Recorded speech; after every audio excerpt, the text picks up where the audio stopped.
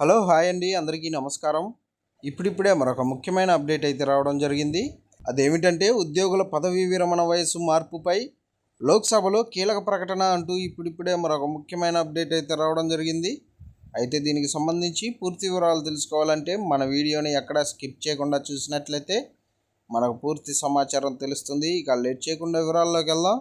ఉద్యోగుల పదవీ విరమణ వయసును మార్చే ప్రతిపాదనలు ఏమీ లేవని కేంద్ర మంత్రి జితేందర్ సింగ్ బుధవారం వెల్లడించారు. లోక్సభలో ఓ ప్రశ్నకు ఆయన లిఖితపూర్వక సమాధానం ఇచ్చారు. ఉద్యోగుల పదవీ విరమణతో ఉత్పన్నమయ్యే ఖాళీలను భర్తీ చేసే విధానం ప్రభుత్వానికి లేదని పేర్కొన్నారు. ప్రభుత్వ ఉద్యోగుల పదవీ విరమణ వయసులో మార్పులు చేసే ప్రతిపాదన ప్రభుత్వ పరిశీలనలో లేదన్నారు. ప్రభుత్వ ఉద్యోగుల సంఘాలు, సంస్థలు పదవీ విరమణ వయసులో మార్పులు చేయాలని కోరరా అని అడిగిన ప్రశ్నకు ఆయన సమాధానం ఇచ్చారు.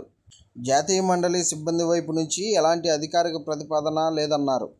కేంద్రం వివిధ రాష్ట్ర ప్రభుత్వాల ఉద్యోగుల పదవీ విరమణ వయసు వివరాలు, పదవీ విరమణ వయసు తేడాలకు కారణాలను వివరించాలని కోరగా ఈ విషయం రాష్ట్రాల పరిధిలో ఉంటుందని, అలాంటి డేటా ఏది కేంద్రం వద్ద ఉండదని ఆయన క్లారిటీ ఇచ్చారు. ఇది ఇలా ఉండగా గత కొద్ది రోజుల కిందట కేంద్ర ప్రభుత్వ ఉద్యోగుల పదవీ విరమణ వయసును 62 ఏళ్లకు పెంచనుందని వార్తలు వచ్చాయి. ఇందుకు సంబంధించిన వార్తలు సోషల్ మీడియాలో తెగ వైరల్ అయ్యాయి. ఈ వార్తలను కేంద్రం ఖండించింది. పదవీ విరమణ వయసును పెంచనున్నారని వచ్చిన వార్తల్లో ఎలాంటి నిజం లేదని స్పష్టం చేసింది.